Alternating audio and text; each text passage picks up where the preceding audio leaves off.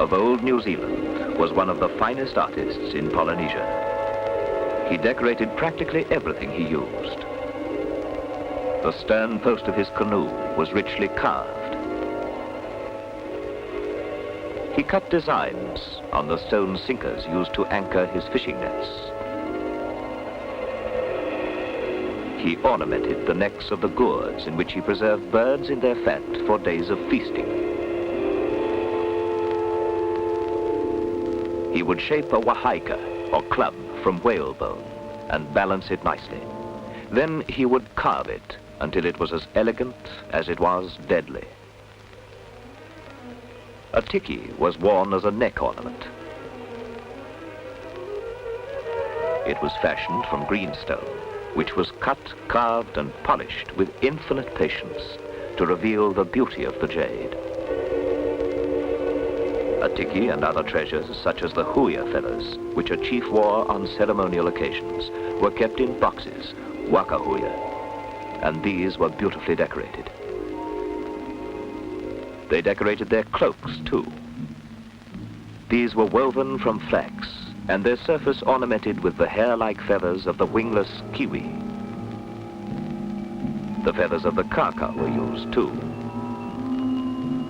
as were the dark blue and white feathers of kereru, the native pigeon. These early people had an inborn sensitivity to match the style of decoration to the everyday articles they ornamented. This is evident in the carving on their flutes, their bird snares, on the ends of fighting staves, the handles of canoe paddles. The meaning of this ornamentation is obscure. We wonder how much of it was thought to be magic and how much was merely decoration. In most of his work, the Maori used line and pattern freely, but in one important branch of his art, he was inhibited. At the fiery beginning of the world, many Maoris believed, the god Tane created an image.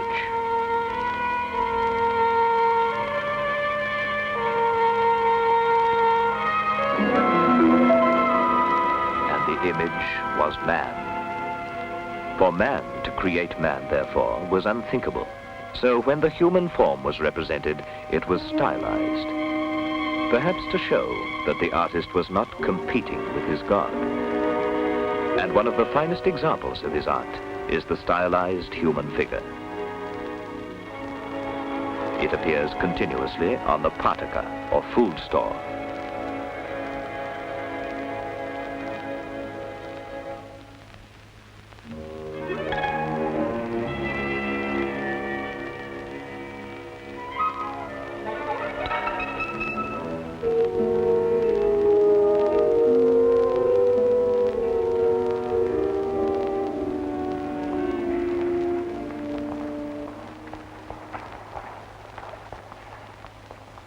The figure is evident again on the meeting house, the main building in a pa, or village.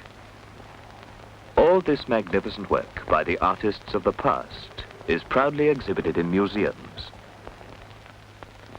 For nowadays, the Maori finds little call to decorate his house, or even his storehouse. Decorations no longer required on musical instruments. And personal ornaments come from a shop. Designs are no longer fashionable on the skin. And the bow of a canoe today is purely functional. The native arts have languished, almost disappeared.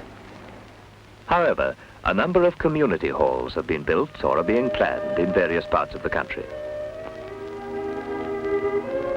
And to a large extent, these will follow the design of the meeting houses of old.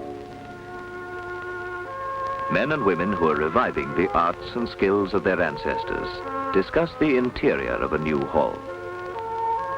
As in the past, decoration will be applied to the rafters and walls. On the walls will be placed woven panels and carved slabs of wood.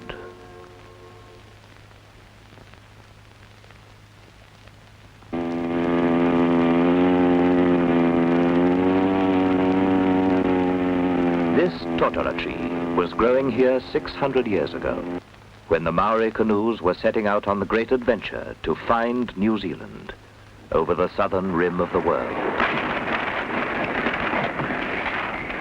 Soon, its fine-grained heart will inspire an artist of today to carve it to commemorate those distant ancestors who eventually found Aotearoa, the land of the long white cloud. A community which is building a hall calls in artists and craftsmen. They come from various parts of New Zealand and live with their sponsors until their work is finished, maybe 2 years. A popo, or wall slab, is roughed into shape before it is carved. In ancient times, the adze was stone, or precious jade-like rock. Today, of course, it's steel. One of the dozens of designs is now drawn. The chief carver must know the background of the tribe employing him, for their ancestors and history will be depicted in the carvings. Without measurements or sketches, the drawing is sure and deft.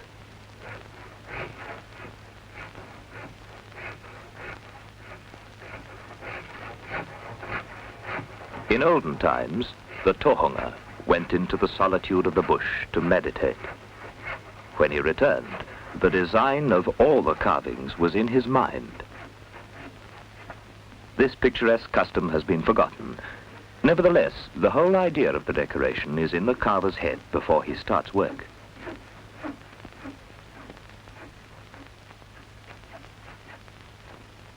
The origin of whakairo, or carving, is retold in many legends. It is said to have originated with the gods themselves. And one story says that a tribe of wood fairies of Hawaii taught Rua and showed him how to get patterns from spiders' webs.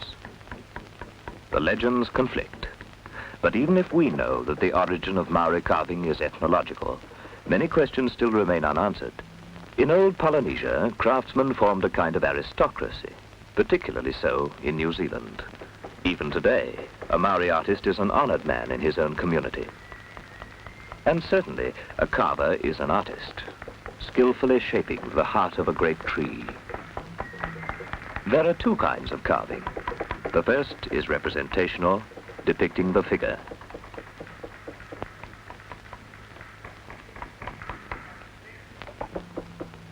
Secondly, there is decoration, ornamentation of the figure or other surfaces.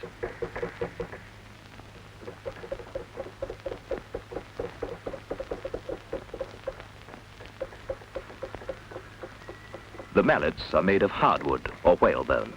The chisels, variously shaped for particular jobs, are steel today, when once they were stone.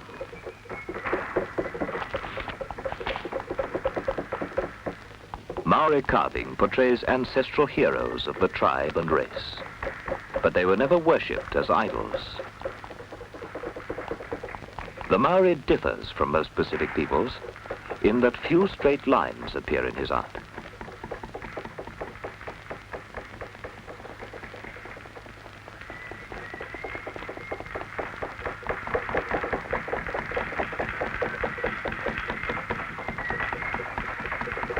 His carvings are involved designs of curves, loops, and spirals.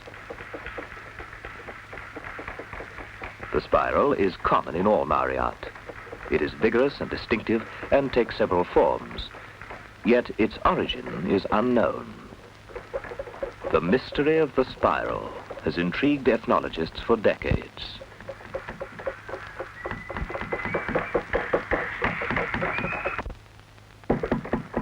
The three-fingered hand has caused as much speculation as the spiral. There are many conflicting theories. Perhaps the early people found 5 fingers too human, and as the ancestors represented were gods, it was tapu to carve them in a naturalistic way.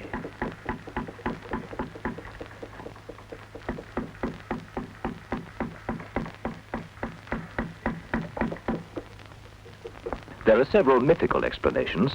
Some say Tiki, the Polynesian Adam, had 3 fingers. Others that the sacred rubbing stick, hika, used for making fire, was held with 3 fingers. Whatever its origin, The three-fingered hand, with its decided bird talon appearance, complete with spur, has been passed on down the centuries by generations of carvers. No flora and few animals appear in Maori art, and the lizard is the only creature carved in a lifelike manner. It has a magical significance and is said to represent Whiro, the personification of evil, destruction, and death. The Maori believed that the lizard could enter his body and destroy him by attacking the vitals. One of the most fascinating motifs is the manaya, the mysterious manaya, the bird-headed figure of unknown origin, which has caused endless controversy. It has what may be a rounded beak and a claw-like hand. Could it be a bird-headed man, or a man-bodied bird? Or is it merely a human figure with the face in profile?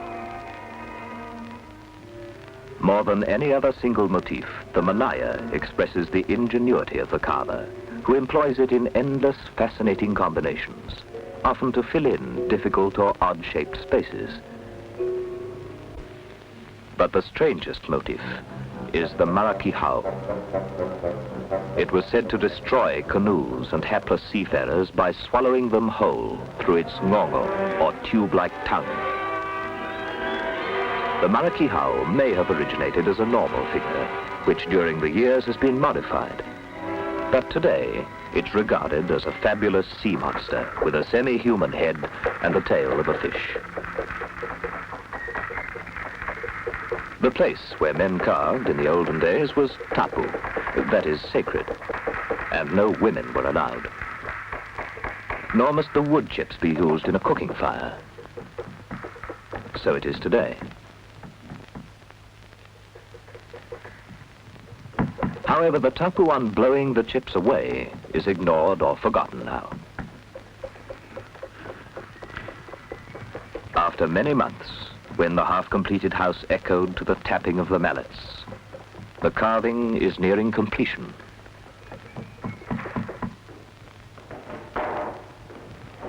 The warm pink slabs curve and swell with strong virile forms. For in house building, the Maori has once more found scope for expressing himself. To preserve the carvings, they were once covered with a mixture of shark oil and red ochre. Today, very often, high-luster house paint is applied over 2 coats of primer. This is very unfortunate, as it hides the texture and destroys the beauty of carved wood.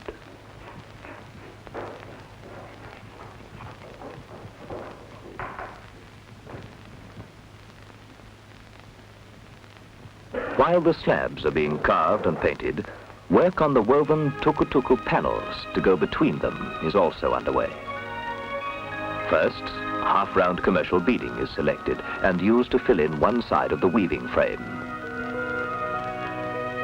In the old days, kareao, or superjack vines, were split and used.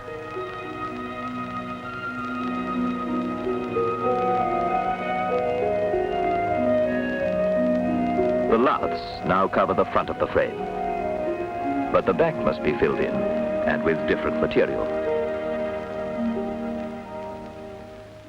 Flags of toi-toi flutter against a midsummer sky. Toi-toi is a reed grass which grows in damp or swampy places, and its plumes of flowers and seeds are seen in many parts of New Zealand in the weeks just after Christmas. It's then, in the hot summer, that the stalks are gathered.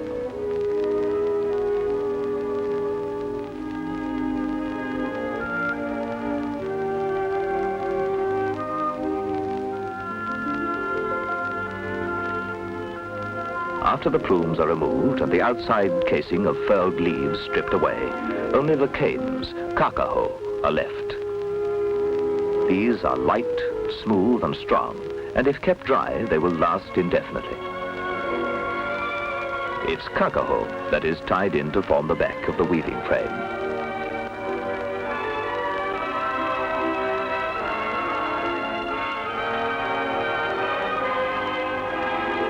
With the kakaho on one side and the laths on the other, a lattice has been made.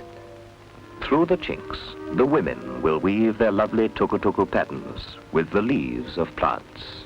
But first, the right leaves must be found.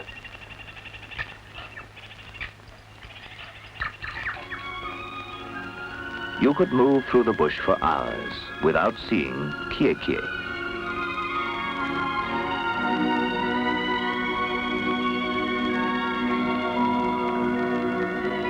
But if you look toward the treetops, you might spot it, growing up in the fork of a tree. For this climber dislikes the shaded forest floor and scrambles up eagerly toward the sun.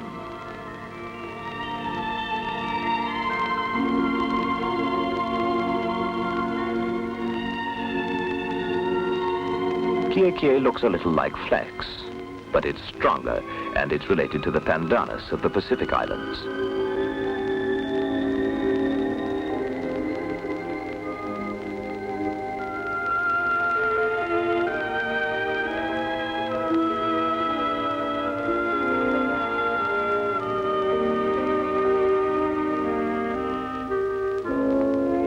The two edges, together with the hard midrib, are stripped, leaving only the two green halves of the leaves. Before they can be used, they must be boiled to soften the leafy flesh.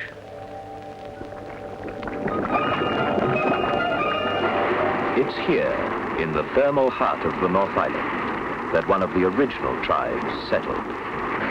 And in the area, their descendants have built many meeting houses. For the Arawas, boiling kie is easy and quick.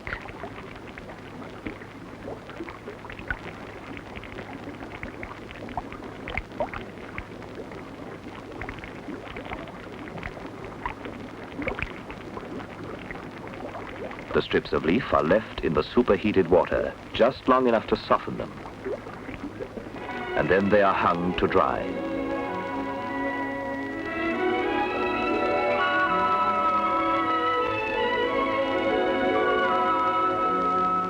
Sun and air bleach the fibers, turning them a pale grayish-white. They are trimmed and collected, and this is the white weaving material for the tukutuku. But two further colors are required. In some quiet and sheltered creeks, there are still and shallow pools, and into them, over the years, the ferns and trees have dropped their myriad leaves. The Maori know these secret places well, for here they find a thick, rich mud, which is a perfect natural dye. After it's boiled, some of the green kie is trampled in and left for some time.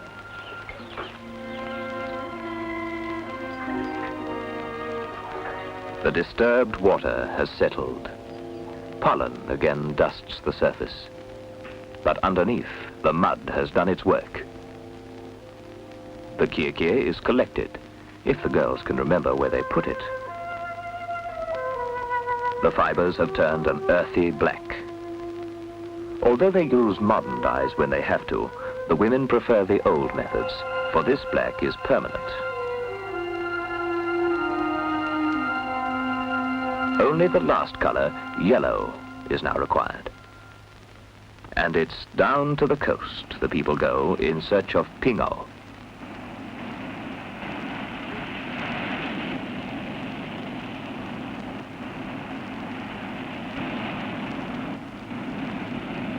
Pingo is a sedge, a kind of coarse grass that grows on sand dunes.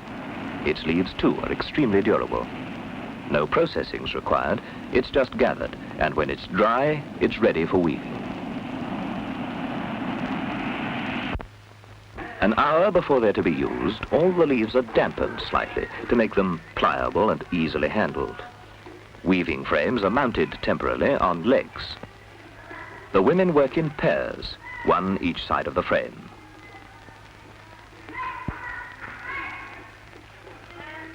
The first pushes the strip of leaf in from the back.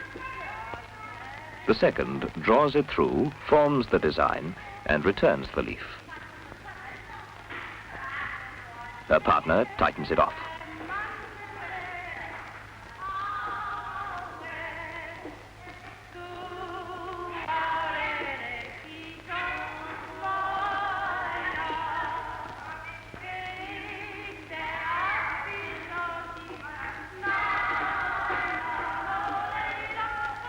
The strips of leaf are joined when necessary, always at the back of the frame, of course, with a non-slipping knot.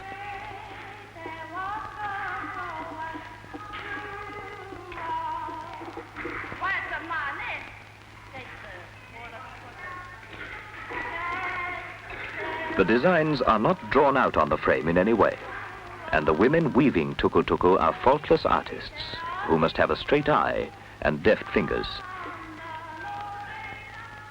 After thousands of hours of patient work, the panels are finished, and the clean traditional designs are clearly seen.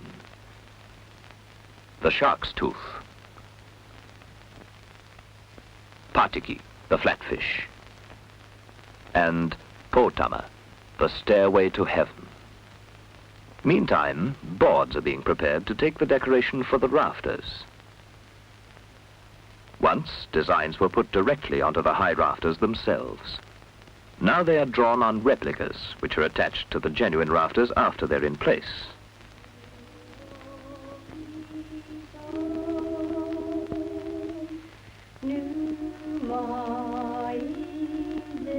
In the past, charcoal, red ochre and shark oil were applied to the white, natural wood. But today, commercial paints are laid on to obtain the bold, characteristic white, red and black designs.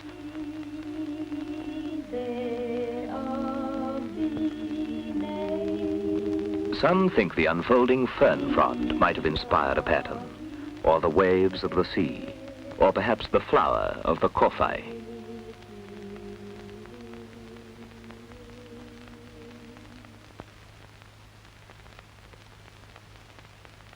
Rafter decoration, kowhaiwhai, is one of the most distinctive forms of Maori design. Each is traditional, but as so often happens when a people have no written language, the origins of the striking patterns have been lost in the smoke of many fires.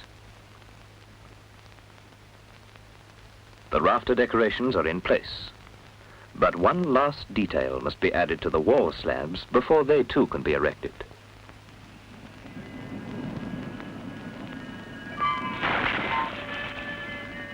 The paua is found on many New Zealand coasts, just as it was hundreds of years ago.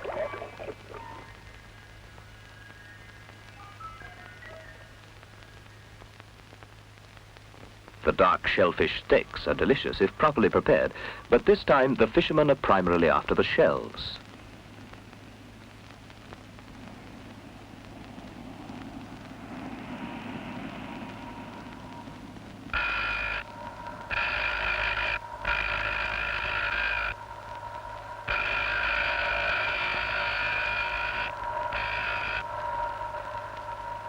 Glowing, never-sleeping eyes will watch from the shadows of the past, when Maori and Pakeha fill the hall for weddings, dances, funerals, or meetings.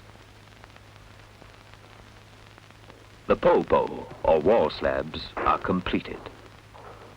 In each, the memory of an ancestor has been perpetuated. Very long ago, the carving was done directly onto the posts that supported a building, and therefore a revered ancestor actually held up the meeting house, just as he also upheld and sustained the community in a symbolic way.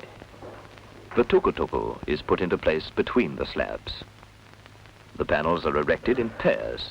Each has its companion on the opposite side of the hall.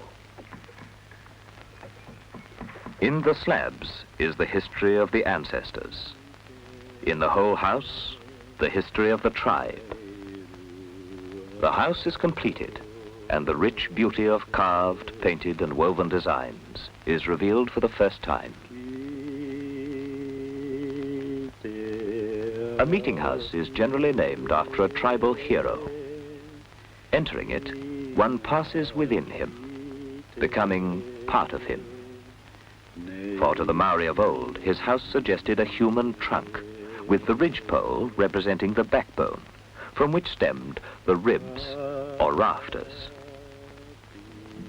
In front, the barge boards were likened to the outstretched and downward hung arms, and the barge boards terminate in fingers. The outside, too, is complete. The porch is filled with large carved slabs. In the center, a magnificent supporting post.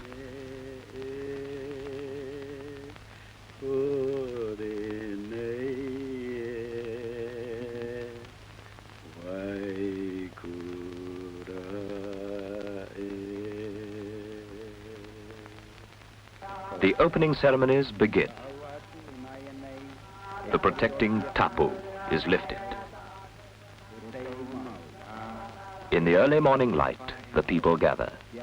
For around the opening of a whakairo, the mists of tradition still linger.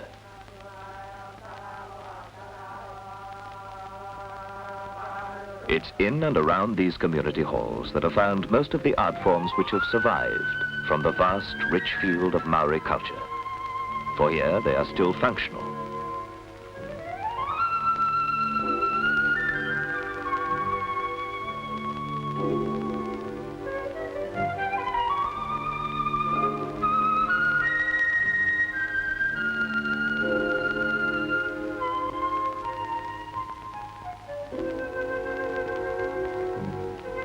The spirits of the ancestors and gods have departed, and with them, the skills of the ancient carvers. But a new art form is emerging, less artistic perhaps, but with a clear social purpose. And as the younger people feel the lift of a fresh inspiration, New Zealand Māori art may once again achieve greatness.